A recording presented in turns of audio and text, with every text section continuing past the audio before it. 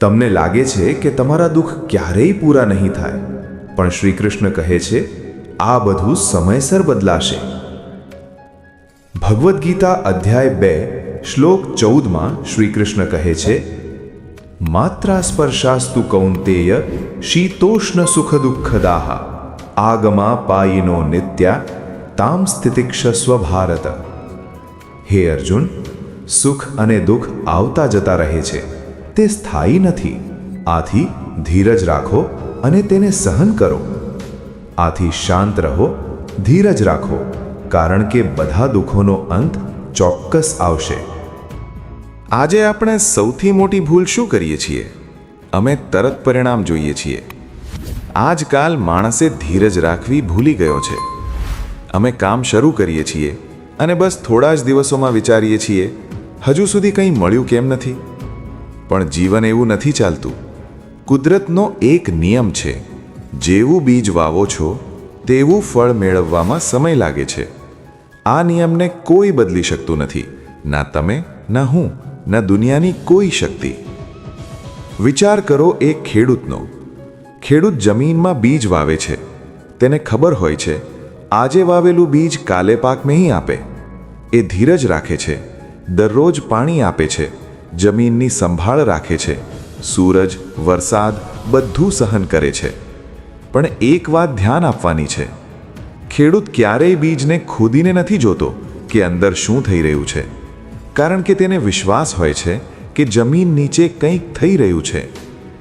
પણ જો ખેડૂત બીજ વાવે અને બીજા દિવસે જ ખોદીને જુએ કે પાક કેમ નથી આવ્યો, તો શું થશે? તે બીજ ક્યારેય ઉગશે જ નહીં, કારણ કે તે ધીરજ ગુમાવી બેઠો. એ જ રીતે આપણું જીવન પણ એ જ નિયમ પર ચાલે છે.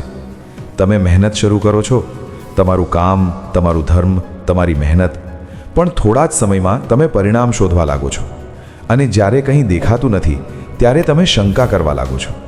મારી મહેનત કામ કરી રહી છે કે નહીં? હું સાચી દિશામાં છું કે નહીં?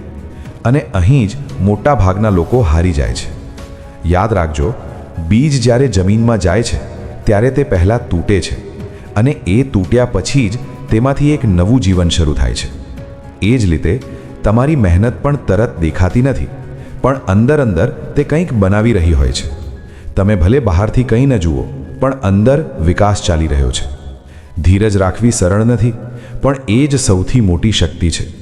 કારણ કે જે લોકો રાહ જોઈ શકે છે, જે લોકો વિશ્વાસ રાખી શકે છે, એ જ લોકો અંતે ફળ મેળવે છે. તો સમજી લો આ વાત, જેવું બીજ વાવો છો તેવું ફળ ચોક્કસ મળશે, પણ ત્યારે મળશે જ્યારે સમય પૂરું થશે. કારણ કે કુદરત ક્યારેય ઉતાવળમાં કામ કરતી નથી, પણ તે ક્યારેય ખોટું પણ નથી કરતી. શ્રી કૃષ્ણ પણ એ જ કહે છે, કર્મ કરતા રહો, ફળની ચિંતા છોડો. કારણ કે ફળ તો ચોક્કસ મળશે, પણ ત્યારે મળશે જ્યારે તમે તૈયાર હશો. જો તમે સાચી દિશામાં મહેનત કરો છો તો ભલે આજે રિઝલ્ટ ન દેખાય, પણ અંદર અંદર બધું બની રહ્યું છે. જેમ બીજ જમીન નીચે શાંતિથી કામ કરે છે, એ જ રીતે તમારી મહેનત પણ કામ કરી રહી છે. તો આજે પછી ધીરજ રાખજો, તમારી મહેનત પર વિશ્વાસ રાખજો, અને રોજ થોડું આગળ વધતા રહેજો. કારણ કે ધીરજ રાખનારને જ સાચું ફળ મળે છે. જો આ વાત તમારા દિલ સુધી પહોંચી હોય તો કમેન્ટમાં લખજો, હું ધીરજ રાખીશ. અને આ વિડીયો તેને મોકલો જે આજે હાર માનવા જઈ રહ્યો છે.